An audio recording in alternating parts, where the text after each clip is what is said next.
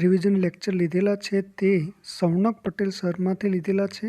તો માટે તે સૌનક પટેલ સરના વિગતવાર આપણે લેક્ચર જો જોવાના હોય તો પ્લે સ્ટોરમાં જઈને સૌપ્રથમ ઈ વિદ્યાલય એપની અંદર સર્ચ કરવાનું રહેશે. ઈ વિદ્યાલય એપ સર્ચ કરતાં આ રીતનો સિમ્બોલ આવે છે, તેમાં ઓપન કરતાં આ રીતનો આખો એક મેનુ ઓપન થશે અને ઓપન થઈ જતાં ત્યારબાદ નીચે આવી જતાં એની અંદર જો ઇંગ્લિશનું ગ્રામરનું આપણે લખેલું છે તેના ઉપર ટિક કરતાં 2 કોર્સ ઉપલબ્ધ થશે. તેની અંદર આપણે સૌનક પટેલ સરનો જે આપણે વિગતવારની અંદર આપણે જોવાનો હોય અથવા લેવાના હોય તો આની અંદર ટિક કરવાનું રહેશે. ત્યારબાદ તેની અંદર જતાં એની અંદર 173 વિડીયો છે. ફક્ત 500 રૂપિયા, 499 એટલે 500 રૂપિયાની અંદર 173 વિડીયો વિગતવાર આપણે સારી રીતે ભણી શકીએ છીએ એ રીતની માહિતી સૌનક પટેલ સરે આપેલી છે. પણ હું ફક્ત રિવિઝન લેક્ચર એ રીતના લેવાનો છું કે દાખલા તરીકે ટેન્સના કેટલા વિડીયો અહીંયા આપેલા છે. અહીંયા આપણને વિડીયો આપેલા છે 18 વિડીયો આપેલા છે.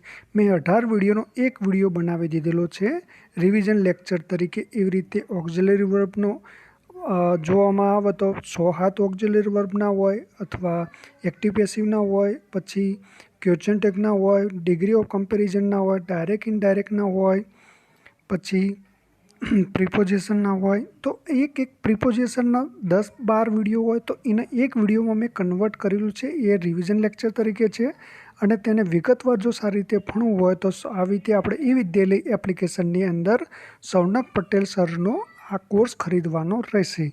જે તમે 3 મહિના માટે પણ લેવામાં આવે તો ઇનફ છે. 3 મહિના સતત ઇંગ્લિશ પાછળ સમયનો આપણે ઉપયોગ કરીએ તો 3 મહિનામાં કમ્પ્લીટ કોર્સ થઈ જતો હોય છે, જો કોઈ બીજો સબ્જેક્ટ ઉપર ભાર ના આપો તો.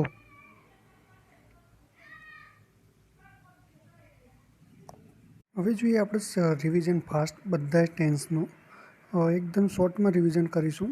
સૌપ્રથમ આપણે સાદો વર્તમાન કાળ જોઈએ. તો સાદા વર્તમાન કાળનું આપણે પહેલાં સૂત્ર જોઈએ તો સબ્જેક્ટ પ્લસ વર્તમાનનું રૂપ આવશે, plus object plus other word આવશે. એનું દાખલા તરીકે પ્રિયા ટીચ એ મેથ્સ. હવે જોઈએ આપણે ટીચની પાછળ ઈએસ લગાડવા છે. એનું કારણ શું છે કે જે કરતા જે પ્રિયા છે એ ત્રીજો પુરુષ એકવચન હોય ત્યારે ઈએસ લગાડીશું. તો આવા ક્રિયાપદની પાછળ એસ પણ લાગે છે, ઈએસ પણ લાગે છે અને આઈએસ પણ લાગે છે. એ ક્યારે લાગતા હોય છે કે જ્યારે સહાયક ક્રિયાપદ હોય. એટલે કે આ વાક્ય જે પ્રિયા ટીચ એ મેથ્સ છે એ હકાર વાક્ય હોવું જોઈએ, પ્રશ્નાર્થ કે નાકાર વાક્ય ના હોવું જોઈએ.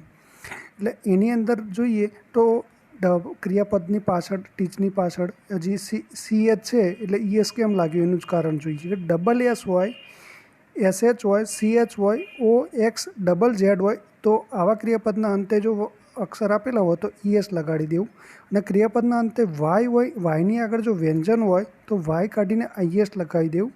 બાકીના બધા ક્રિયાપદના પાછળ એસ લગાવો, પણ કન્ડિશન શું? ત્રીજો પુરુષ એકવચન હોય ત્યારે.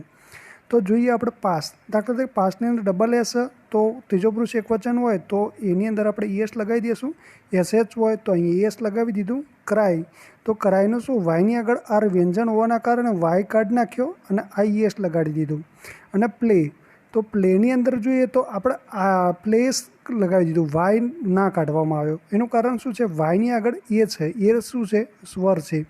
તો આવા સ્વર હોય છે એ, આઈ, ઓ, યુ સ્વર હોવાના કારણે વાયની પાછળ ડાયરેક્ટ એસ લગાડી દેવું. અને જો વ્યંજન હોય તો વાય કાઢીને આઈએસ લગાડી દેવું. એટલું યાદ રાખવાનું. પણ ત્રીજો પુરુષ એકવચન હોય ત્યારે જ આ એસ, ઈએસ અને આઈએસ લાગતા હોય છે. પછી જોઈએ તો આવા વાક્ય જો પ્રશ્નાર્થ કે નાકાર હોય તો આપણે જે ક્રિયાપદની પાછળ ઈએસ લાગતો નથી, ભલે પણ ત્રીજો પુરુષ એકવચન આગળ એકવચન હોય તેમ છતાંય. તો પ્રશ્નાર્થ કે નાકાર કોનાથી બનતા હોય છે સાદા વર્તમાન કાળમાં? ડુ અથવા ડઝ. આ 2 વર્ડના કારણે આપણે પ્રશ્નાર્થ નાકાર બનતા હોય છે. તો પહેલો જોઈએ હાર્દિક ડઝ નોટ પ્લે ક્રિકેટ. તો પ્લે પાછળ એસ નથી લગાડ્યું. એનું કારણ શું છે કે ડઝ લગાવી દીધું. આ નાકાર વાક્ય છે. તો ઈએસ લાગી જાય તો પછી પ્લેની પાછળ એસ નહીં લગાડતું, ભલે હાર્દિક ત્રીજો પુરુષ એકવચન હોવા છતાંય. બીજું વાક્ય જોઈએ ડુ હી આવે, એકચ્યુઅલી આઈ ના આવે. હી પ્લે ક્રિકેટ. તો હી આઈની જગ્યાએ હોય તો ત્રીજો પુરુષ એકવચન થયો, તોય છતાંય પ્લેની પાછળ એસ નહીં લગાવવાનું કારણ શું? ડુ આગળ આવી ગયું. તો આ પ્રશ્નાર્થ વાક્ય થયું. તો પ્રશ્નાર્થ કે નાકાર વાક્ય હોય તો ત્રીજો પુરુષ એકવચન કર્તા તરીકે હોવા છતાંય ક્રિયાપદની પાછળ એસ નથી લાગતો. એસ કે ઈએસ કે આઈએસ એ નિયમ નથી લાગુ પડતા. ત્રીજો પુરુષ એકવચન કોને કહેવાય? કે દાખલા હી સી ઇટ, કોઈ નાઉન હોય, હાર્દિકની જગ્યાએ કોઈ નાઉન હોય, પ્રેક્ટિસ હોય, કે ગર્લનું નામ હોય, કોઈ બી નામ હોય, ડોગનું નામ હોય, તો કોઈ પણ નાઉન હોય ત્યાં હંમેશા ક્રિયાપદની પાછળ ઈએસ લાગે છે. હાકર વાક્ય હોય ત્યારે સાદા વર્તમાન કાળમાં. સાદું વર્તમાન ક્યારે આવતું હોય કે શોર્ટ કી હોય ત્યારે. શોર્ટ કી દર્શાવેલી હોય, દાખલા તરીકે શોર્ટ કી કેવી દર્શાવેલી હોય કે વાક્યની અંદર માની લો કે always, never, often, hardly, scarcely, rarely, barely, seldom, પછી very often, once a month, twice a month, three a month, four time a month, sometime, usually, generally, daily, every day, every month, every year. આ બધા keyword એવું સૂચવે છે સાદો વર્તમાન ક્યારે આવતો હશે કે રૂટિનમાં થતી હોય વાત, રૂટિનમાં થતી હોય ત્યારે સાદો વર્તમાન કાળ આવતો હોય છે. આ બધા કીવર્ડ એવું જ સૂચવે છે કે રૂટિનનો અર્થ કાઢતો હોય. ઓલવેઝ એટલે કે હંમેશા, નેવર એટલે ક્યારે નહીં, અપટાઉન એટલે કે કેટલીક વાર. અર્થ તો એ રીતનો કાઢતો હોવાના કારણે આવા કીવર્ડ રૂટિનનો ઇન્ડિકેટ કરતા હોવાના કારણે સાદા વર્તમાન કાળમાં આવે છે. પછી જોઈએ હાર્ડલી, સ્કેરલી, રેરલી, બેરલી, સેલ્જમ, એનો અર્થ એવો થતો હોય છે ક્યારેક જ થતો હોય છે. અને આ બધા ઓલવેઝ, નેવર, આફ્ટરના બધા જે ખરા ડાબી સાઈડ રેડ કલર લખ્યું મુખ્ય ક્રિયાપદની આગળ આવે છે. સહક્રિયાપદની પાછળ મુખ્ય ક્રિયાપદની આગળ આવે છે. જો યુઝલી છે, યુઝલીની પાછળ ગો લખ્યું, ગ્રો એ મુખ્ય ક્રિયાપદ કહેવાય, મુખ્ય ક્રિયાપદની આગળ આવે છે. એટલું યાદ રાખવાનું હંમેશા. અરે પછી ક્યારે આવતું કે સાદું વર્તમાન કહેવત હોય, વૈજ્ઞાનિક સિદ્ધાંત હોય, વૈશ્વિક સત્ય હોય, સનાતન સત્ય હોય, માલિકી દર્શાવવા માટે. વૈજ્ઞાનિક સિદ્ધાંત દાખલા તરીકે 100 ડિગ્રી ટેમ્પરેચર પાણી ઉકળું. વૈશ્વિક સત્ય પૃથ્વી સૂર્યની આસપાસ ફરે છે. સનાતન સત્ય કે વહેલું તો મેળું દરેકને મૃત્યુ આવે જ છે, એ સનાતન સત્ય કહેવાય. માલિકી દર્શાવવા માટે પરમેટલી માલિકી, કે આ ઘર મેં ખરીદી લીધેલું છે, એ પરમેટલી માલિક દર્શાવી કહેવાય. તો આવા વાક્યની અંદર સાદો વર્તમાન કાળ આવશે. પછી કોઈના બોલેલા, કેવા બોલાયેલા કે મહાન પુરુષ, મહાન લેખક વિશે કથન કહેલું હોય, કોઈ વિવેકાનંદે કીધેલું હોય, કોઈ બુદ્ધ ભગવાને કીધેલા હોય, તો એમના કથન જે કહેલા હોય ત્યાં પણ સાદો વર્તમાન કાળ આવે છે. લાઈવ કોમેન્ટ્રી થતી હોય ત્યાં વાર્તાને જીવન દર્શાવે. વાર્તા ભલે ભૂતકાળમાં થયેલી, પણ કોઈ માની લો કોઈ મોટી ઉંમરના નાના છોકરાને કહેતા હોય છે, એટલે કોઈ વાર્તાને જે બતાવતો હોય ત્યારે પણ વાર્તા જીવંત દર્શાવી કહેવાય. ત્યારે સાદો વર્તમાન કાળ. રૂટ બતાવતી વખતે આપણને કોઈ પૂછે કે આ કઈ જગ્યાએ હોય, તો આપણે રૂટ બતાવતો કે આ જગ્યાએ જવાનું, આ જગ્યાએ જવાનું, તે એ પણ સાદો વર્તમાન કાળ આવે છે. ભવિષ્યમાં નિશ્ચિત આયોજન હોય, દાખલા તરીકે મોદી ગુજરાતમાં આવવાનો છે, એ નિશ્ચિત આયોજન થયું. ભવિષ્ય કે આવતા બુધવારે કે મોદી સાહેબ ગુજરાતમાં આવવાના છે, તો એક ભવિષ્યમાં નિશ્ચિત આયોજન થયું. પણ એ નિશ્ચિત આયોજન સામૂહિક હોય, એટલે કે બધાને લાગુ પડે, એટલે કે ગુજરાતને લાગુ પડ્યું. પાછું એ પેપરમાં આવતું હોય કે આવતા બુધવારે મોદી સાહેબ ગુજરાતની મુલાકાત લેવાના છે, એટલે પેપરમાં પણ આવ્યું હોય. આવા ટાઈપના ભવિષ્ય નિશ્ચિત આયોજન સાદા વર્તમાન કાળ આવા. અથવા માની લો કે સામૂહિક લાગુ પડતું હોય પણ પેપરમાં ના આવતું, પણ નોટિસ ઉપર લગાવવાની જરૂર પડે. દાખલા તરીકે કાલથી કે કોઈ ટ્યુશન ક્લાસ ચાલતા હોય અને એમને એમ નક્કી કરવામાં આવ્યું હોય કે કાલથી આપણે બેચ સાંજે લેવામાં આવશે, તો નોટિસ પર લગાવી દી. 20-25 જણ સમૂહ લગ્ન થયા, 20-25 જણ સમૂહ થયા, એમને લાગુ પડી કે એ 25 જણને લાગુ પડશે કે આવતી સાંજે આપણે બેચ બદલાઈ ગઈ છે, એ ટાઈમે આવવાનું છે, અને આગળ નોટિસ પણ લગાવી દીધી. તો આવા ભવિષ્ય નિશ્ચિત આયોજન પણ સાદા વર્તમાન કાળમાં આવે છે.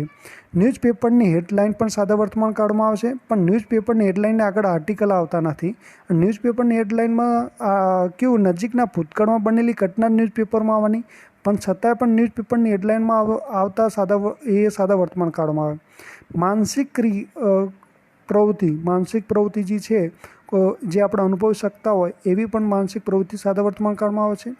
પછી આ કન્જક્શન હોય કે ઇન કેસ, વેહન, આવા કોઈ કન્જક્શન વપરાયેલા હોય તો કન્જક્શનની એક પછી એમના પછી સાદો વર્તમાન કાળ હોય છે, અને એક સામેનું વાક્ય એક સાદો ભવિષ્યકાળનું હોય છે. એટલે ઇન કેસ, આ ઇફ, વેહન, પ્રોવિડન્ટ ટેન્ટ, આવા પણ કોઈ પણ વાક્ય હોય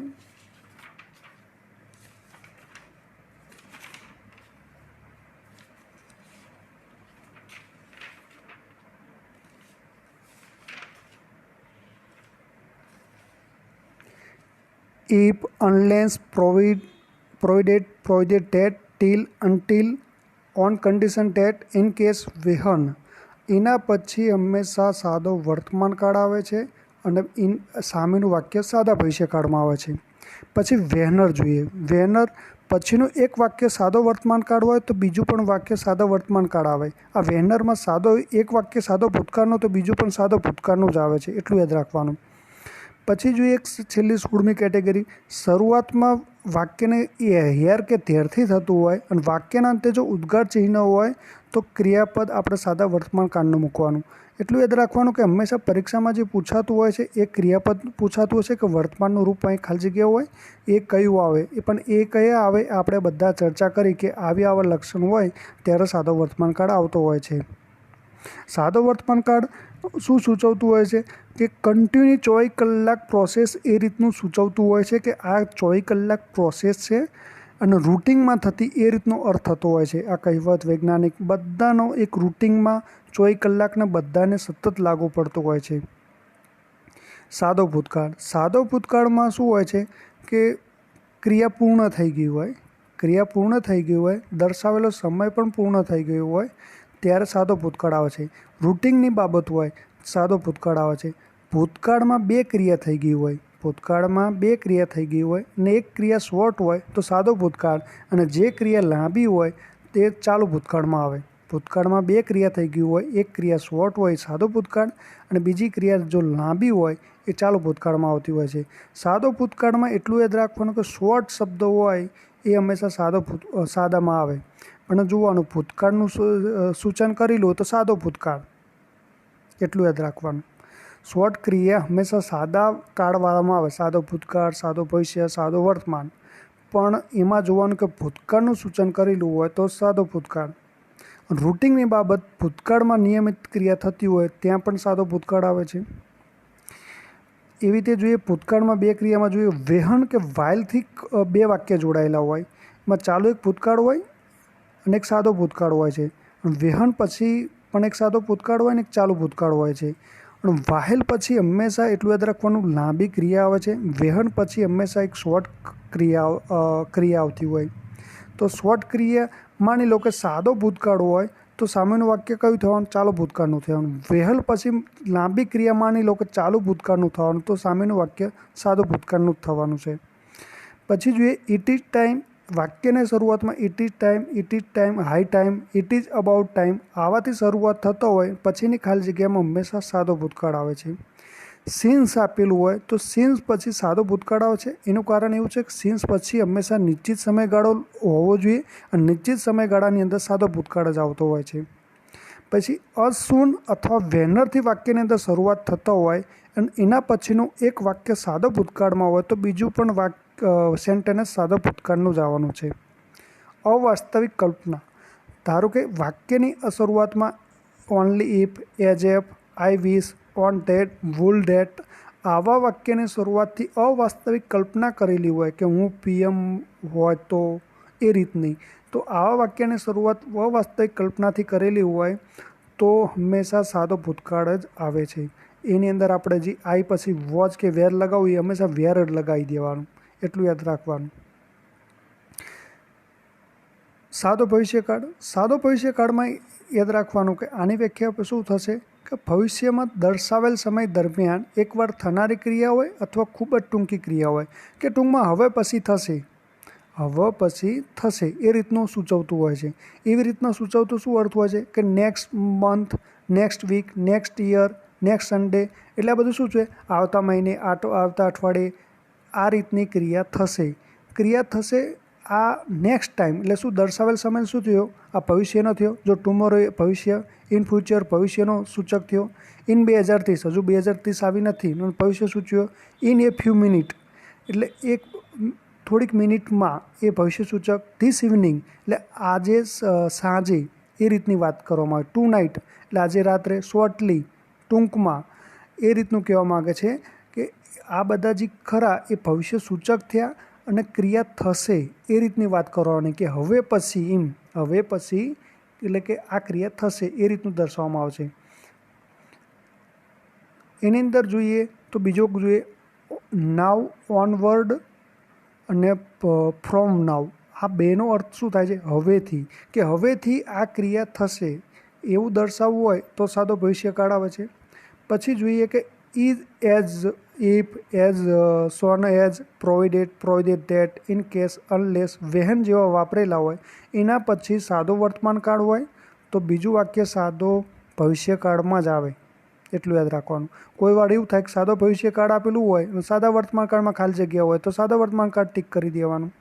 પછી બી જોઈએ કે વેહન પછી સાદો વર્તમાન કાળ હોય અને પછીનું બીજું વાક્ય સાદો ભવિષ્યકાળ આવે છે અને ચાલુ ભવિષ્યકાળ પણ આવે છે.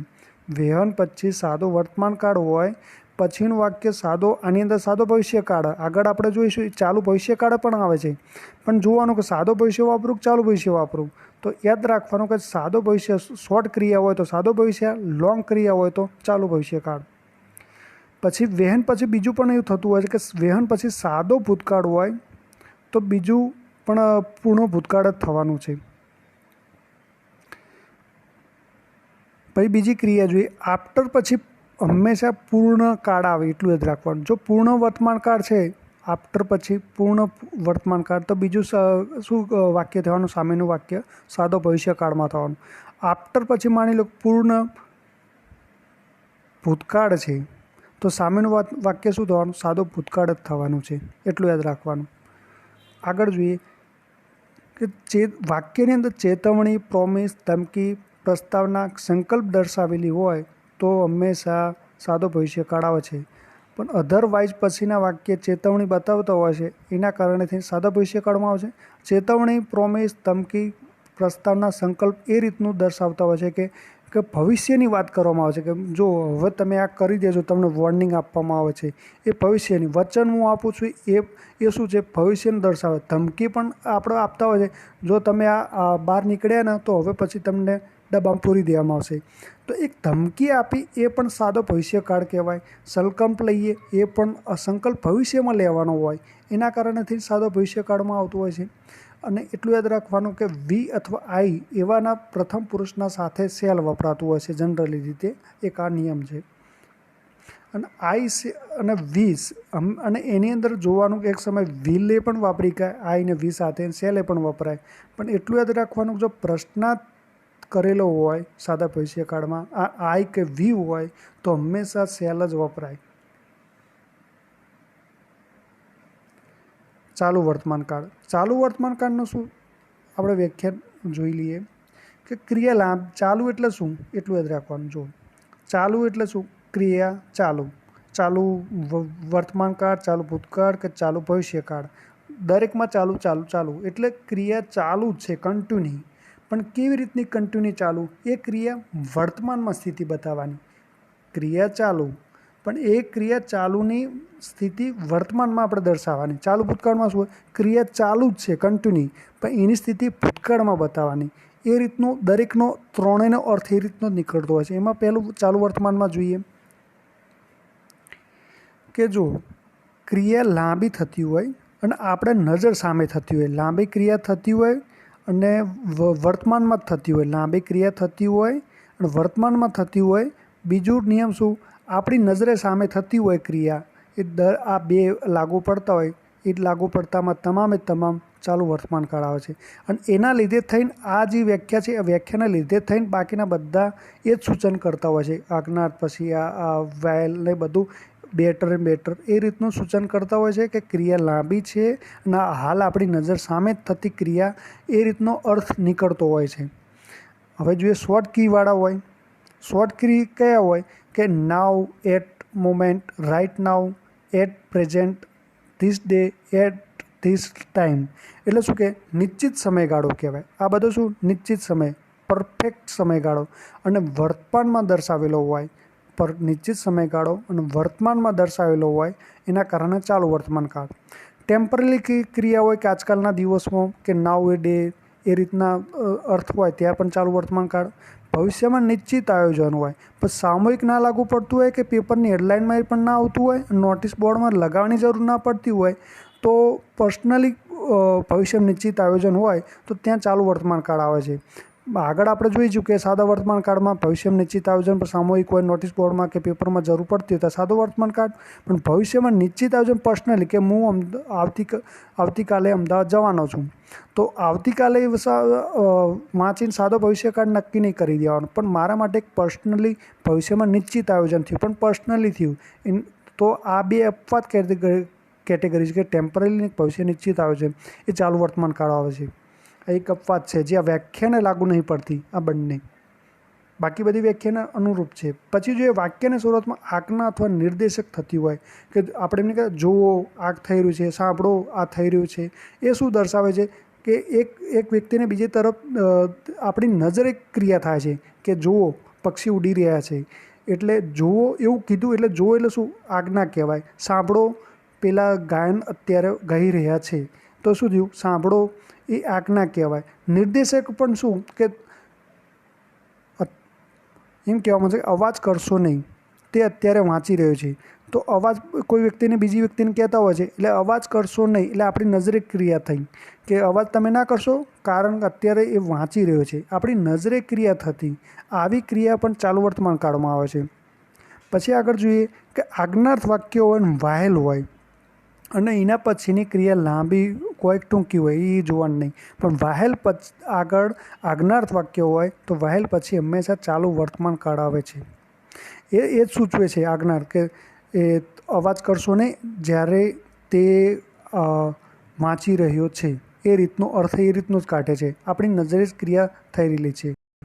બેટર ને બેટર એટલે વધારે ને વધારે, કોલ્ડર ને કોલ્ડર, ઠંડુ ને ઠંડુ, હેલ્થર ને હેલ્થર, એટલે આ રીતના જે શું સતત વધારો કે સતત ઘટાડો, એ રીત બેટર એન્ડ બેટર, કોલ્ડર એન્ડ કોલ્ડર, આ બધા અર્થ એવા સૂચવે છે સતત વધારો કે સતત ઘટાડો.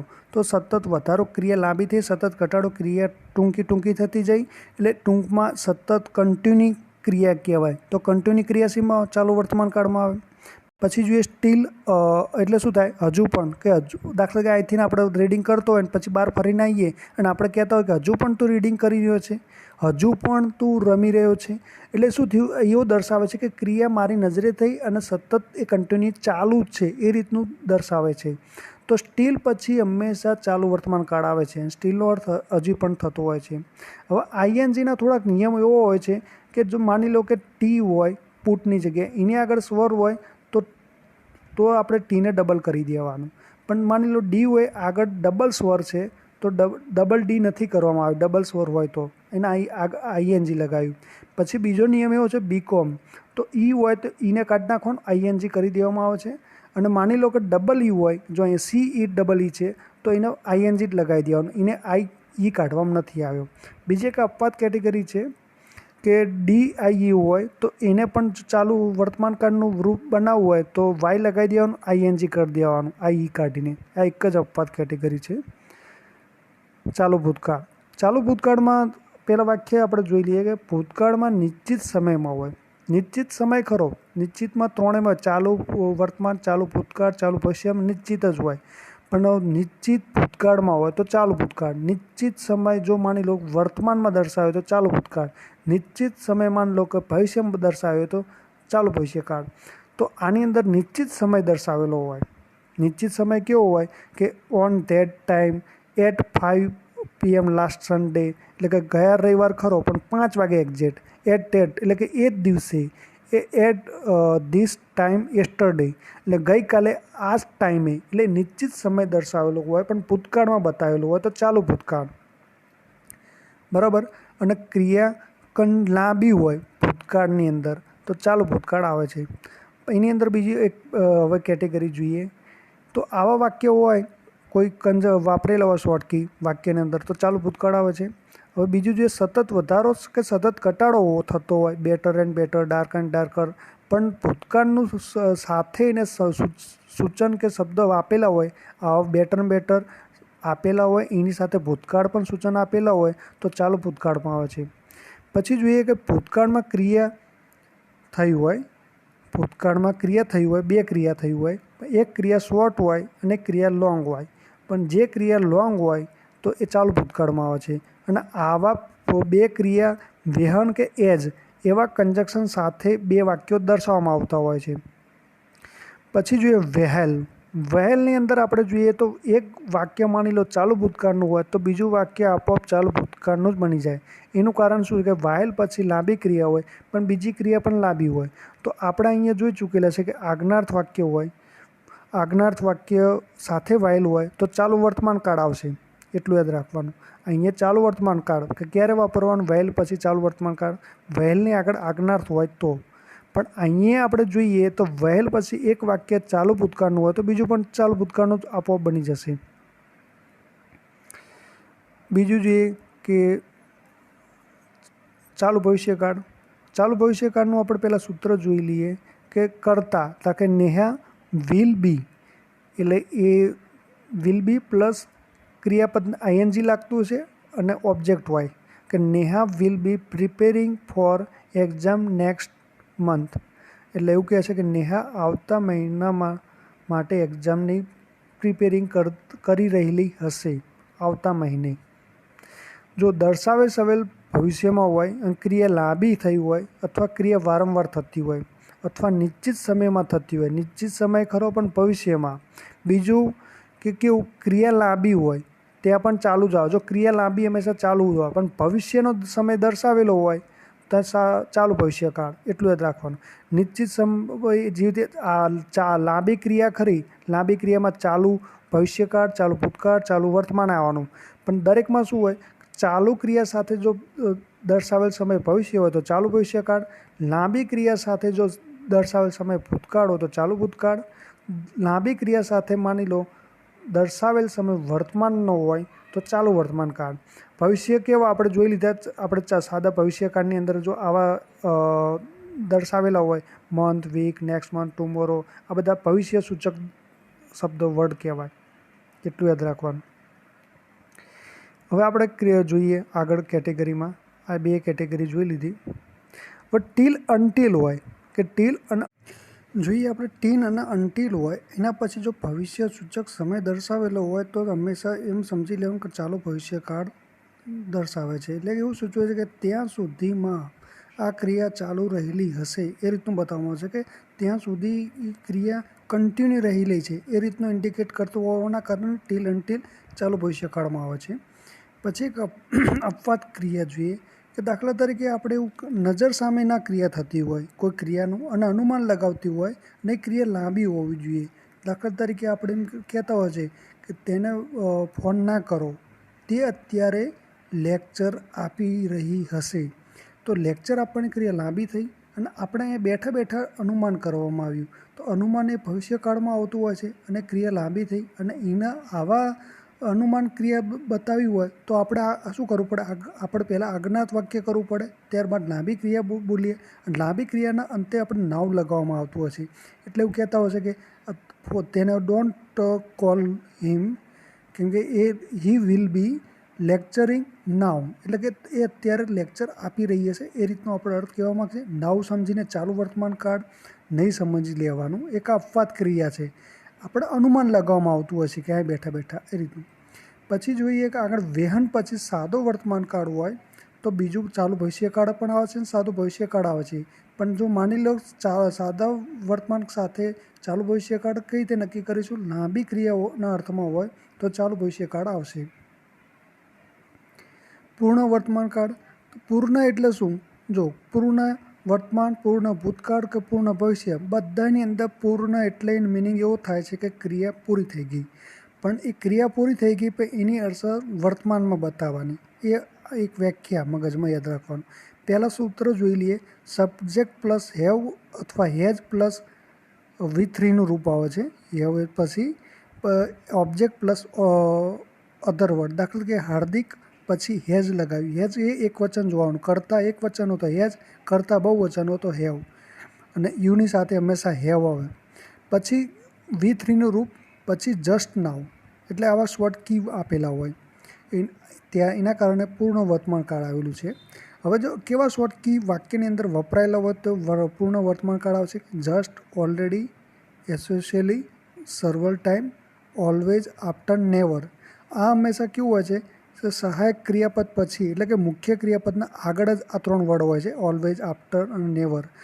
એ અને આપેલા વપરાયેલા હોય તો પૂર્ણ વર્તમાન કાળ સમજવાનું. કેમ કે ઓલવેઝ, આફ્ટર, નેવર એ સાદા વર્તમાન કાળમાં પણ આવે છે. પણ એટલું યાદ રાખવાનું કે મુખ્ય ક્રિયાપદની આગળ હંમેશા આવે છે ઓલવેઝ, આફ્ટર, નેવર, તો પૂર્ણ વર્તમાન કાળ નક્કી થઈ જશે. હવે જોઈએ, ભૂતકાળમાં થઈ ગયેલી ક્રિયા હોય પણ અસર વર્તમાનમાં હોય. એટલે કે શું કહીએ, આજે મેં આ કરી નાખ્યું, આજે શું થયું, વર્તમાન થયું, કરી નાખ્યું, શું ક્રિયા પૂર્ણ થઈ ગઈ. એવી રીતે આ બધા દર્શાવેલા કે this year, this week, this month એ વર્તમાનના સૂચક છે. પણ આગળ જે ક્રિયા બતાવી એ ક્રિયા પૂર્ણ થઈ ગઈ. ક્રિયા પૂર્ણ થઈ ગઈ પણ અસર વર્તમાનમાં સૂચક કેવા દર્શક બધા વર્તમાનના સૂચક સમય દર્શાવેલા છે કે today, this year, this week, this month. આ બધા વર્તમાનના સૂચક સમય દર્શાવે છે, એવું ઇન્ડિકેટ કરે છે. અને ક્રિયા પૂર્ણ થઈ ગયેલી છે એના કારણે પૂર્ણ વર્તમાન કાળ આવશે. પછી બીજી જે કેટેગરી જોઈએ, જસ્ટ અથવા જસ્ટ નાઉ. એનો અર્થ એવો થાય કે હમણાં જ. હમણાં જ મેં અહીંથી ગઈ, એટલે જવાની ક્રિયા પૂર્ણ થઈ, પણ હમણાં જ એ શું વર્તમાનની સ્થિતિ બતાવી. ગઈ ક્રિયા પૂર્ણ થઈ ગઈ, એ પણ એની વર્તમાનની સ્થિતિ દર્શાવવું હોય તો જેવી રીતે ટુડે, ધીસ યર એ સમય સૂચક છે ને, એ પણ એક સમય સૂચક જ છે વર્તમાન દર્શાવવા માટે. પણ એટલું યાદ રાખવાનું કે જસ્ટ હંમેશા મુખ્ય ક્રિયાપદની આગળ આવે છે, એટલે વાક્યની વચ્ચે આવે છે મુખ્ય ક્રિયાપદની આગળ. અને જસ્ટ નાઉ એ વાક્યના અંતે આવે છે. ફરક એટલો છે. પછી બીજું, અત્યાર સુધી. અત્યાર સુધી મેં 4 ચોપડી વાંચી નાખી. એટલે શું, 4 ચોપડી વાંચી નાખી, વાંચવાની ચોપડી ખરી, 4 ચોપડી વાંચી નાખી એ શું છે, ક્રિયા પૂર્ણ થઈ ગઈ. પણ અત્યાર સુધી એટલે શું, વર્તમાનનું સૂચક દર્શાવેલું. વર્તમાનનો સમય શું દર્શાવે, અત્યાર સુધી. અને આગળ શું થયું, ક્રિયા પૂર્ણ, એટલે પૂર્ણ વર્તમાન કાળ. એ રીતનું થતું હોય છે. અને અત્યાર સુધીના અંગ્રેજીમાં શું કહેવાય, સો ફેર, ટિલ નાઉ, ટિલ મોમેન્ટ.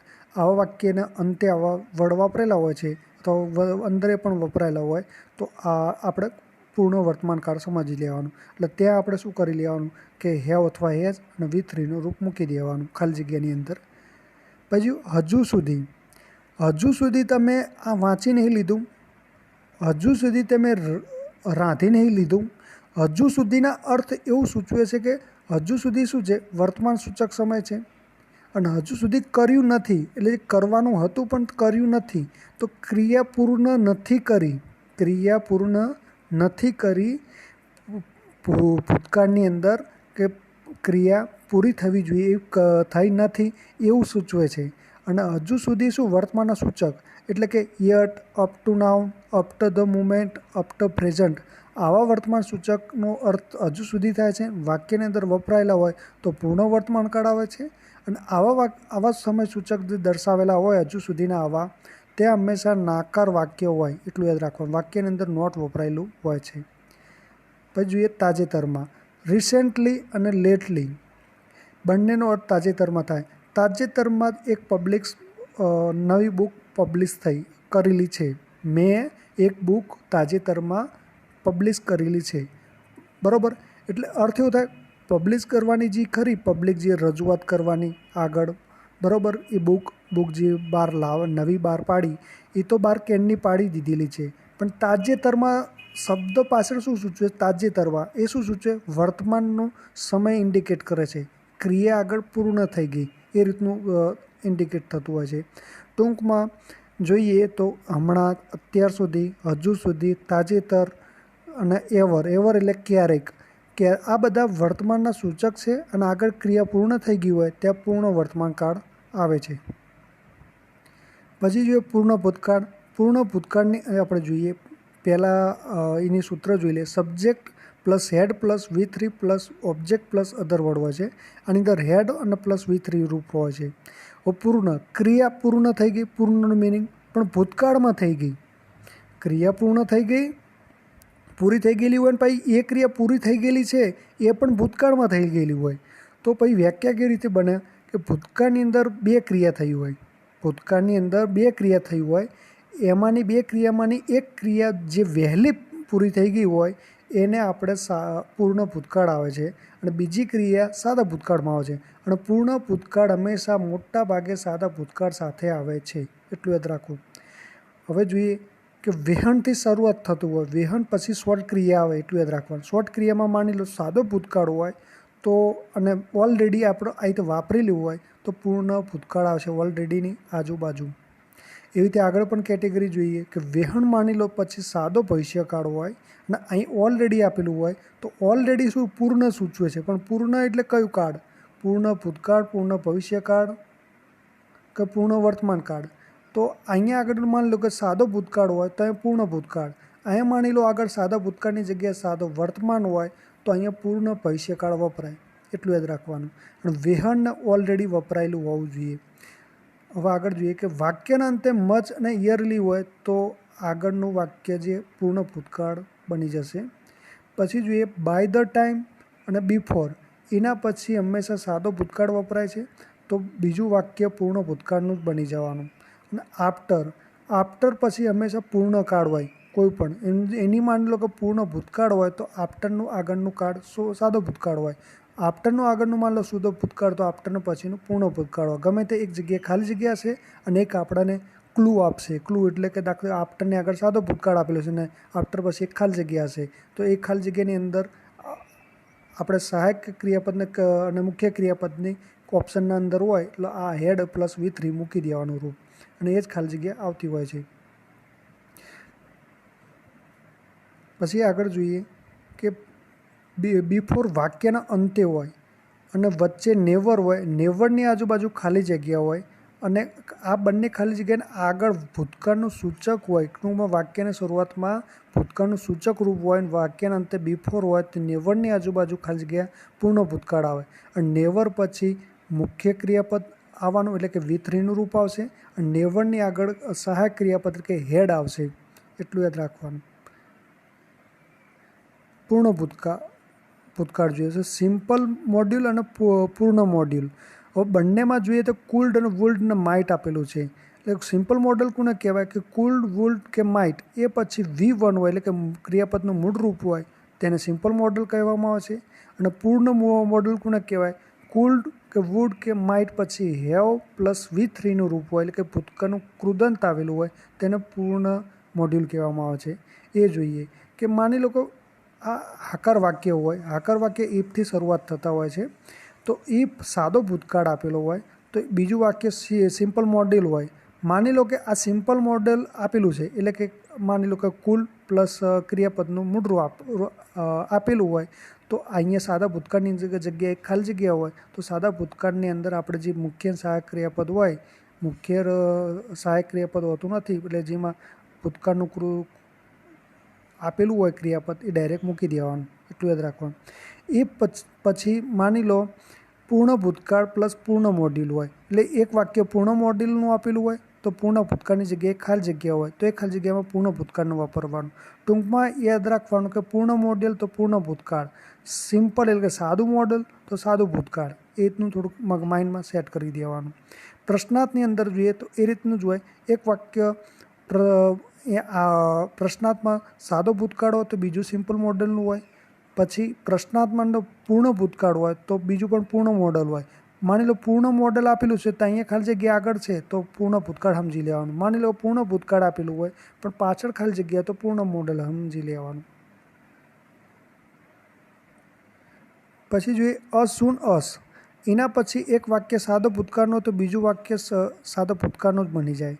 નો સુનર અને થેન એ જોઈએ. નો સુનર અને થેન એ બંને વાક્ય આ થેનની આગળ પાછળ બંને વાક્ય સાદા ભૂતકાળમાં જ આવે, પણ આગળ થેન અને નો સુનર એ વચ્ચેનું જે સાદા ભૂતકાળ છે ને એ પ્રશ્નાર્થનું હોય એટલે કે ડીડથી પૂછેલું હોય. સાદા ભૂતકાળમાં પ્રશ્નાર્થ શેનાથી થવાનું? ડીડથી થવાનું. પછી કરતા આવશે, પછી ક્રિયાપદનું મૂળ રૂપ આવશે, એટલું યાદ રાખવાનું. અને અસૂન અને નો સુનર એ બંનેની અંદર સાદો ભૂતકાળ સાથે જ જોડાયેલા હોય. પણ હાર્ડલીની અંદર જોઈએ કે હાર્ડલી વાપરેલું હોય અથવા સ્કેરલી વાપરેલું હોય વાક્યની શરૂઆતમાં, અને વચ્ચે વેહન વાપરેલું હોય તો વેહનના હાર્ડલી વચ્ચે પૂર્ણ ભૂતકાળ આવે અને વેહન પછી સાદો ભૂતકાળ આવવાનું. એટલે કોઈ આપણો ખાલી જગ્યામાં કેવું હશે, વેહન પછી સાદો ભૂતકાળ આપેલું છે તો અહીંયા વેહનના હાર્ડલી વચ્ચે પૂર્ણ ભૂતકાળ આપણે મૂકી દેવાનું. આની અંદર પણ એવું જ હોય, એક વાક્ય આપેલું હોય તો બીજો વાક્યની અંદર ખાલી જગ્યા હોય તો આગળના વાક્યના આધારે આપણે નક્કી કરી દેવાનું. પણ એટલું યાદ રાખવાનું, નો સુનર અને હાર્ડલી પછી પ્રશ્નાર્થવાળા વાક્યો હોય છે. અને બીજું કે અસૂન અને નો સુનર પછીના બંને વાક્ય સાદા ભૂતકાળના હોય છે. પૂર્ણ ભવિષ્યકાળ. પૂર્ણ એટલે ક્રિયા પૂર્ણ થઈ ગઈ, પણ એ ક્રિયાની અસર ભવિષ્યમાં દર્શાવવાની, એટલે કે ભવિષ્યમાં ક્રિયા પૂર્ણ થઈ ગઈ. હવે એનું સૂત્ર જોઈએ. સબ્જેક્ટ પ્લસ વિલ અથવા શેલ વપરાય, plus have plus V3 object plus other word. કે Neha will have crack exam by 2021. કે નેહા 2021 સુધીમાં એક્ઝામ ક્રેક કરી દીધેલી હશે, એ રીતનો અર્થ થશે. એટલે કે ક્રેક કરી દીધી હશે, ક્રિયા પૂર્ણ બતાવી, પણ કેવી રીતે બતાવી? ભવિષ્યમાં બતાવી, માટે થઈને પૂર્ણ ભવિષ્યકાળ આવ્યું. હવે જોઈએ બિફોર અથવા બાય. બાયનો અર્થ થાય છે સુધીમાં, અને એ પછી જ ભવિષ્ય સૂચક સમય દર્શાવેલો હોય તો પૂર્ણ ભવિષ્યકાળ સમજી લેવાનું. પછી બાય ધ ટાઈમ અને બિફોર એ પછી માની લો સાદો વર્તમાન કાળ હોય તો બીજું વાક્ય પૂર્ણ ભવિષ્યકાળનું બને છે. આગળ આપણે પણ જોઈ લઈએ. બાય ધ ટાઈમ અને બિફોર પછી સાદો ભૂતકાળ હતો તો બીજું વાક્ય પૂર્ણ ભૂતકાળનું હતું. એવી રીતે આની અંદર બાય ધ ટાઈમ અને બિફોર પછી એક વાક્ય સાદો વર્તમાન કાળ તો બીજું વાક્ય પૂર્ણ ભવિષ્યકાળનું બની જાય છે. પછી જોઈએ વેહન. વેહન પછી વેહન આપેલું હોય અને ઓલરેડી આપેલું હોય, પણ વેહનને ઓલરેડી વચ્ચે જોયું કે સાદો વર્તમાન કાળ છે તો ઓલરેડી શું સૂચવે છે? ઓલરેડીની આજુબાજુ ખાલી જગ્યા હોય છે તો ઓલરેડી આજુબાજુ પૂર્ણ કાળ આવે તો પૂર્ણ વર્તમાન કાળ, પૂર્ણ ભૂતકાળ મૂકવું, પૂર્ણ ભવિષ્ય મૂકવું, આપણે એ પણ આગળ જોઈએ. તો આગળ જો સાદો વર્તમાન કાળ હોય તો આપણે અહીંયા પૂર્ણ ભવિષ્યકાળ મૂકી દેવાનું ઓલરેડીની આજુબાજુ ખાલી જગ્યામાં. વેહન પછી માની લો કે સાદો ભૂતકાળ આપેલું છે, વેહન પછી સાદો ભૂતકાળ આપેલું છે તો ઓલરેડીની આજુબાજુ ખાલી જગ્યા હોય, ઓલરેડી શું સૂચવે? પૂર્ણ સૂચવે. પણ પૂર્ણ શું સૂચવે? વર્તમાન કે ભૂતકાળ. તો આગળ ભૂતકાળ વાપરેલો હોય તો ઓલરેડીની આજુબાજુ પૂર્ણ ભૂતકાળ મૂકી દેવાનું. અનુમાન દર્શાવે કે અત્યાર સુધીમાં કોઈ પણ ક્રિયા સામેવાળાના વ્યક્તિને કહેતા હોય કે તમે અનુમાન કરતા હોય છે કે આ ક્રિયા તમે કરી દીધેલી હશે, કે તમે તાજમહેલની મુલાકાત લીધેલી હશે, તમે સેક્રેટરીસનું નામ લીધેલું હશે, તમે વિવેકાનંદનું નામ સાંભળેલું હશે, અને યુથી શરૂઆત થતા હોય છે મોટા ભાગે. અને આવી રીતે અનુમાન લગાવવામાં આવતું હોય કે તમે ક્રિયા કરી દીધેલી હશે, એટલે ભવિષ્યમાં ક્રિયા પૂર્ણ થયેલી ગણાય છે, માટે પૂર્ણ ભવિષ્યકાળમાં આવશે. અને આ બધા ઇન્ડિકેટ પણ એ જ દર્શાવે છે. આ બાય ધ ટાઈમ, બિફોર, એ બધાનો અર્થ એ રીતનો જ નીકળતો હોય છે. હવે જોઈએ ચાલુ પૂર્ણ વર્તમાન કાળ. ચાલુ પૂર્ણ વર્તમાન કાળનું સૂત્ર જોઈ લઈએ. સબ્જેક્ટ પ્લસ હેવ અથવા હેઝ. હેઝ એ એક વચન કરતા હોય તો એક વચન, કરતા બહુવચન તો have, plus been ING plus object plus other word. જો એટલું જ રાખવાનું. પૂર્ણ વર્તમાન કાળની અંદર સૂત્ર હતું. પૂર્ણ વર્તમાન કાળમાં જે અહીંયા હેવ અથવા હેઝ અને V3 રૂપ હતું એ જ રૂપ અહીંયા આવશે.